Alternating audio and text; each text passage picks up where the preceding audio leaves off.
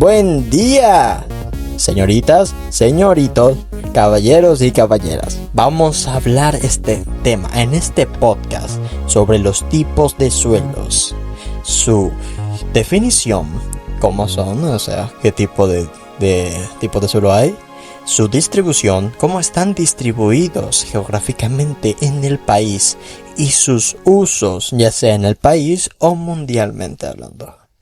Ahora, con mi amigo Josué, Alexis y yo, el narrador Ibsen, vamos a hablar acerca de esto. Andando. El suelo cubre la mayor parte de la superficie terrestre. Junto con el aire y el agua, es uno de nuestros recursos más indispensables. También como el aire y el agua, muchos de nosotros consideramos que el suelo es algo que tenemos garantizado. A continuación, veamos un repaso por la historia. El hombre, desde épocas muy remotas, ha estado muy relacionado con el suelo. Hace aproximadamente 11.000 años antes de que iniciara la agricultura sedentaria, los suelos fueron reconocidos como fuente de alimentos, fibras y combustible. Cuando el hombre se volvió sedentario, tuvo que cultivar sus propias cosechas y tuvo la necesidad de conocer las propiedades, el funcionamiento y comportamiento del suelo como soporte de productos vegetales. Estos primeros agricultores preferían asentarse en los suelos bien drenados y fáciles de trabajar, como en los valles fértiles de los ríos. Fueron los griegos los que comenzaron a ver el suelo desde una visión más amplia. Teofrasto, discípulo de Aristóteles y primer botánico del Antiguo Mundo, fue el primero en utilizar la palabra edafos para distinguir el suelo de la tierra, diferenciando dentro de él una capa superficial con contenido variable de humus, una capa subsuperficial que suministraba alimento a las raíces y un substrato que alimentaba las raíces de los árboles. Describió numerosas propiedades de los suelos y diferenció distintos tipos de suelos: arcillosos, arenosos, pedregosos, salinos, pesados, ligeros, blandos y compactos. La pedología del griego pedon, plano o suelo, y logia, estudio de, es el estudio de los suelos en su ambiente natural. Es una de las dos ramas de la ciencia, junto a la edafología, que estudian el suelo. La pedología está relacionada y se considera también como una rama de la geografía que estudia el suelo en lo concerniente a su origen, formación, clasificación, morfología y taxonomía. También su relación e interacción con el resto de los factores geográficos. La edafología también estudia el suelo, pero más relacionada con la agronomía por dedicar su estudio al aprovechamiento de los suelos, y tiene como precedente al llamado padre de la ciencia rusa, Mikhail Lomonosov, 1711-1765, quien escribió y enseñó sobre el suelo entendido como un cuerpo en evolución más que como un cuerpo estático, pero sin diferenciarlo de un estrato geológico. Sin embargo, se considera fundador de la pedología al geógrafo ruso Vasily Dokuchayev, 1846-1903, quien puso los fundamentos de la geografía del suelo. Pero se preguntarán, ¿qué es el suelo? Con pocas excepciones, la superficie de la Tierra está cubierta por el rególito. Regos en griego igual a manta, litos igual a piedra, la capa de la roca y fragmentos minerales producidos por meteorización. Algunos llamarían suelo a este mineral, pero el suelo es más que la acumulación de restos meteorizados. El suelo es una combinación de material mineral y orgánico, agua y aire, la porción del rególito que sustenta el crecimiento de las plantas. Aunque las proporciones de los principales componentes que hay en el suelo varían, siempre están presentes los mismos 4 componentes. Alrededor de la mitad del volumen total de un suelo superficial de una buena calidad está compuesto por una mezcla de roca desintegrada y descompuesta, entre paréntesis material mineral, y de humus, los restos descompuestos de la vida animal y vegetal, que significa materia orgánica. La otra mitad consiste en espacios porosos entre las partículas sólidas donde circula el aire y el agua. A continuación, miremos todo este proceso desde la meteorización hasta la estructura del suelo. Una fase sólida que está formada por materiales orgánicos e inorgánicos. Los materiales inorgánicos son las rocas y los minerales que se han formado por el proceso de meteorización. Y la fase orgánica es la materia vegetal en descomposición. La descomposición es el humus. La otra fase es líquida y es el agua que se encuentra en los poros del suelo. Y por último se encuentra la fase gaseosa, que es el aire que se encuentra en los poros más grandes, donde el agua deja espacios libres. Las partículas minerales que se encuentran en el suelo se clasifican en arenas, arcillas y limos. Las arenas son las partículas más grandes y gruesas. No retienen el agua, dejan que se vaya con facilidad. El limo son las partículas de tamaño intermedio, es decir, que se encuentran entre las arenas y las arcillas. Por otra parte, las arcillas son las partículas de menor tamaño y retienen el agua con mucha facilidad. Horizonte O es la capa superficial del horizonte A. Es donde se inicia la descomposición de la materia orgánica. Horizonte A, llamado horizonte de lixiviación o lavado, es de color oscuro debido a la abundancia de humus, pero pobre en minerales, ya que el agua los arrastra hacia horizontes inferiores. Horizonte B, llamado de precipitación o acumulación, es rico en arcilla y materiales que son arrastrados desde el horizonte A. Horizonte C está constituido por fragmentos de roca madre en proceso de meteorización. Horizonte D es la roca madre que no ha sufrido ninguna alteración física o química de manera significativa. A continuación se describen brevemente los 12 órdenes básicos del suelo, conocidos comúnmente como órdenes mundiales del suelo. Primeramente tenemos los alfisoles, suelos moderadamente meteorizados que se forman debajo de los bosques boreales y los bosques de almendro tropicales, caducifolios, ricos en hierro y aluminio. La partícula de arcilla se acumula en una capa subsuperficial en respuesta a la lixiviación de los ambientes húmedos. Suelos fértiles, productivos, porque no son ni demasiado húmedos ni demasiado secos. Andisoles, suelos jóvenes en los que la roca madre es la ceniza volcánica, depositada por la actividad volcánica reciente. Aridosoles, suelos que se desarrollan en lugares secos con el agua insuficientemente capaz de extraer minerales solubles. Pueden tener una acumulación de carbonato cálcico, yeso o sales en el subsuelo, bajo contenido orgánico. Entisoles, suelos jóvenes con un desarrollo limitado que exhiben propiedades de la roca madre. La productividad oscila entre niveles muy altos para algunos suelos formados en depósitos fluviales recientes a niveles muy bajos, para los que se forman en la arena voladora o en las laderas rocosas. Gelisoles, suelos jóvenes con un poco desarrollo del perfil que se encuentran en regiones con pergelisol.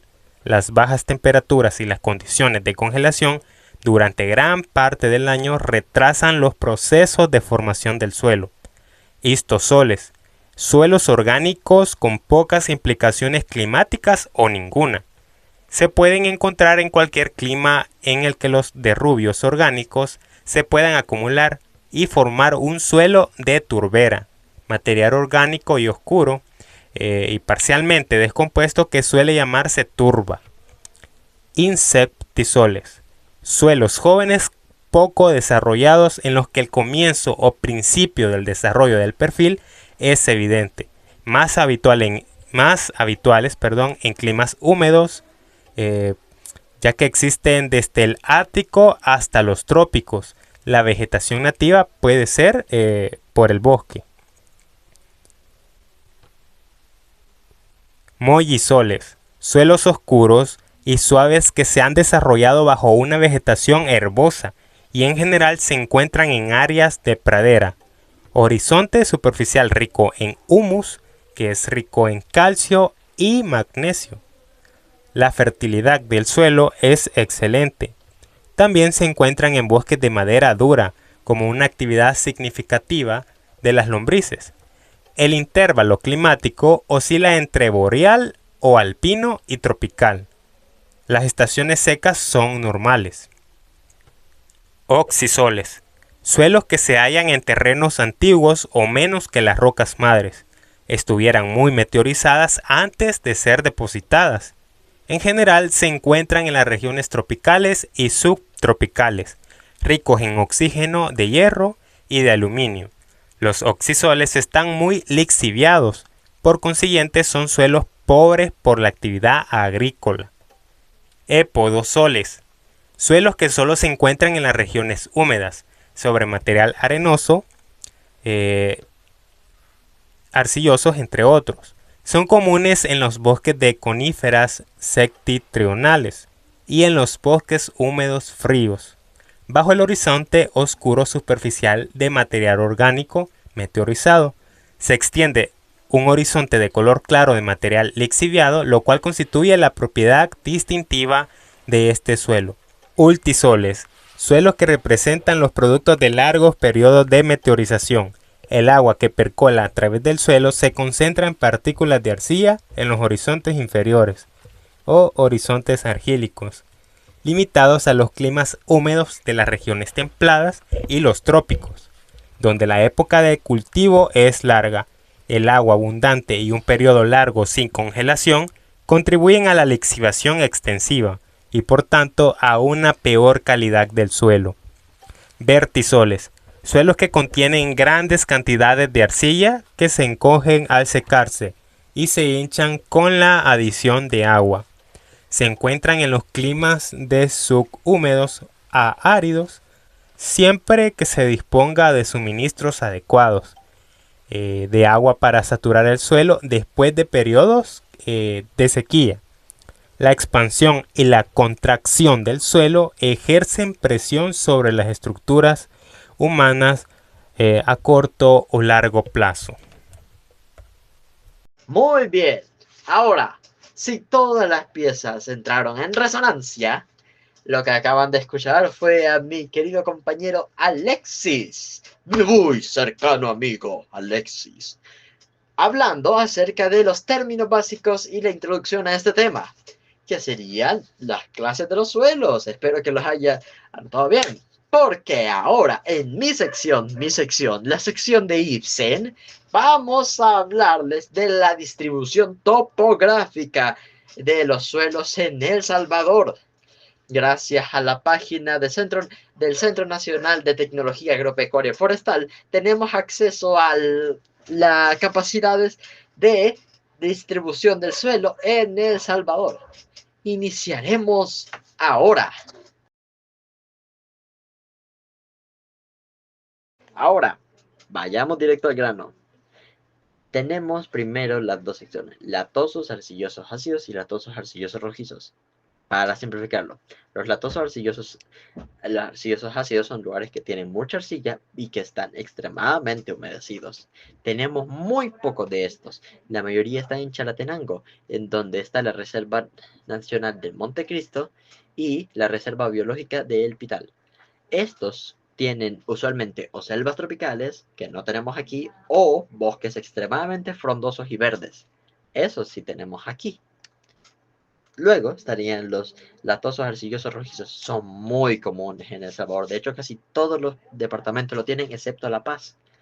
Estos son un poquito más secos, lo suficientemente secos como para que como para que el hierro en la arcilla esté en contacto con el oxígeno y se empiece a oxidar, provocando ese colorcito rojito que provoca. Es muy común, en serio, es uno de los más comunes del país, debajo de los andisoles. Son no tan buenos para cultivar, pero son muy comunes y de hecho son de los que la mayoría se utiliza para el barro tradicional de aquí. Luego estarían los grumosoles. Los grumosoles son más secos aún que los latos arcillosos rojizos. Los grumosoles pues, son aquellos que son muy secos, pero tan secos que cuando se secan dejan ciertas ranuras en la tierra. Estas ranuras provocan que el agua pueda entrar. Eso las hace extremadamente buenos para el cultivo debido a que dejan pasar el agua a diferencia de los anteriores arcillosos y tienen los nutrientes característicos de las arcillas. Estos usualmente están cerca de lugares hídricos. No necesariamente implica que esté en contacto, aunque lo que acabamos de ver del río Lempa están muy conectados, también hay lugares que no lo están. Por ejemplo, en el embalse del 15 de septiembre no hay ninguna conexión real. Están cerca de agua, pero no implica que esté en contacto todo el tiempo. Ahora, los litosoles son aquellas partes que son muy superficiales y que están muy cerca de la tierra. Por ejemplo, en esta imagen está la imagen del volcán de San Miguel. Este se nota muy bien, poca tierra, conexiones a la roca madre. Ahora, ¿dónde están? Están esparcidos en picos. Por ejemplo, como dijimos, el volcán de San Miguel y sus picos poseen estos.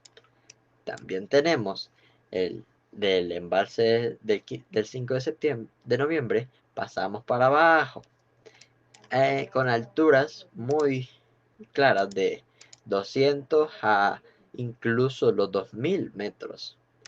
Son muy fáciles de aparecer en cualquier lado. También está en el volcán de San Salvador y en el lago de Coatepeque, dos lugares que obviamente tienen orígenes volcánicos. Ahora, los siguientes serían los aluviales. Los aluviales son suelos con productos de los riachuelos, del paso de los ríos. Así que es obvio dónde podrían estar. ¿Dónde están? En lugares con altos lugares de río. Por ejemplo, el río Sempanupan, Sensunapan, perdón si lo pronuncio mal. También lo tenemos por acá, los riachuelos que conectan al lago Ilopango y que desembocan en el mar. Por eso es que la mayoría están cerca del mar, a excepción de los que están cerca de ríos más grandes, obviamente, como los de Lempa. Estos son extremadamente buenos para la agricultura. Obviamente, están en contacto con el agua, no son tan arcillosos y tienen varios nutrientes transmitidos por los flujos del agua. Ahora, también tenemos el siguiente, que es el más común en El Salvador, los andisoles. Los andisoles son representados por estos, los amarillitos. Ahora, estos son la clásica tierra volcánica, la más fértil del mundo. Como pueden ver, están cerca de volcanes, pero sin llegar a estar encima de los volcanes. El volcán de San Salvador ha producido varias cantidades de andisoles para nosotros. Extremadamente nutritivo y extremadamente útil para la cosecha y fácil de usar. Es una de las razones por las cuales El Salvador es un país más agrícola que exportador o que importador, porque produce mucha cantidad de agricultura gracias a los andisoles. Y como último, los menos presentes, bueno, claro, los latos ácidos son los menos presentes, pero también tenemos que contar a los segundos menos presentes, los regosoles y halomórficos, que son simples, suelos arenosos y salados. Los regosoles son directamente arena, puede ser desde desiertos hasta dunas de la playa.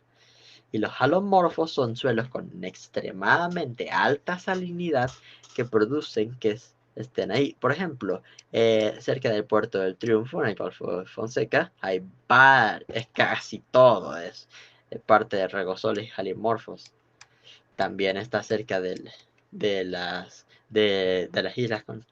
islas cerca de Conchagua, Amalapa, la área protegida de la isla de Zacate Grande, y también está en la parte de arriba, en el, ah, en el embalse de Santiago, en el delta de Santiago. Ajá. Entonces, ahí estarían todos. Los latosales arcillosos ácidos, o sea, las grandes selvas o grandes humedales, pero siendo vegetales. Los latosales arcillosos rojos siendo más secos, pero provocando los bosques secos. Los grumosoles, que son extremadamente nutritivos y son arcillas más secas, sin llegar al punto de estar súper secas, que pueden guardar agua. Los litosoles, que son suelo que está encima de capas rocosas. Los aluviales, que son el producto de los flujos de los ríos trayendo muchos nutrientes y estando altamente humedecidos. Los andisoles, siendo la típica tierra volcánica que produce una gran cantidad de nutrientes para la agricultura. Y los rogosoles y halomórficos, que son los suelos con alta arena y alta salinidad, usualmente en las costas. Muy bien, si eso fue todo, entonces habré terminado con esto. Muchas gracias por haber escuchado las clases del suelo en sus contextos topográficos.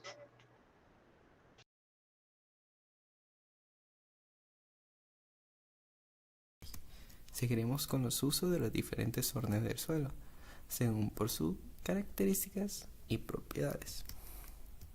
En esta ocasión, las categorías de uso que utilicé son agricultura, ganadería, asentamientos e infraestructura y de importancia ecológica. Sabiendo esto, comencemos con el primer orden. Arcisoles, por ser suelos fértiles, permite que sean suelos productivos, tanto para la agricultura y ganadería. Andisoles, suelos volcánicos, útiles para la agricultura. Aridisoles, suelos que se caracterizan por estar secos la mayor parte del año, pero utilizados para la ganadería y agricultura con riego constante.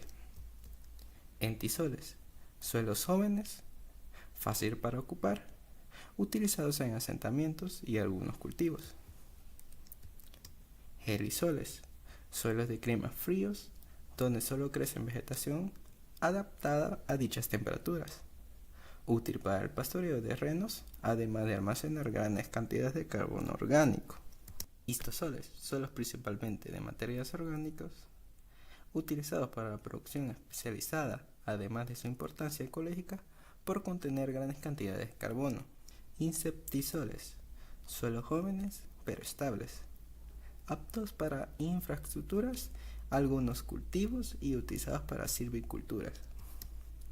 Mollisoles, son muy fértiles por su alta cantidad de materia orgánica y por ende utilizados en la agricultura y ganadería. Oxisoles, suelos pobres en minerales, pero muy buenos por su importe de cal y fertilizantes.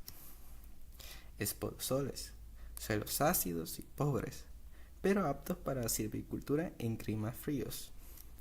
Ultisoles, suelos forestales ácidos con fertilidad baja, pero con uso de fertilizantes y cal, son útiles para ciertos cultivos, además de ser utilizados para asentamientos.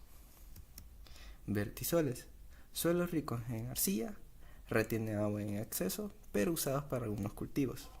Y por último, gracias al Centro Nacional de Tecnología Agropecuaria y Forestal, podemos observar la distribución de los usos del suelo en nuestro territorio. Si vemos las partes sombrías de café, amarillo y verde, son principalmente cultivos. Entonces podemos concluir que el principal uso que le damos al suelo de nuestro territorio es para la agricultura.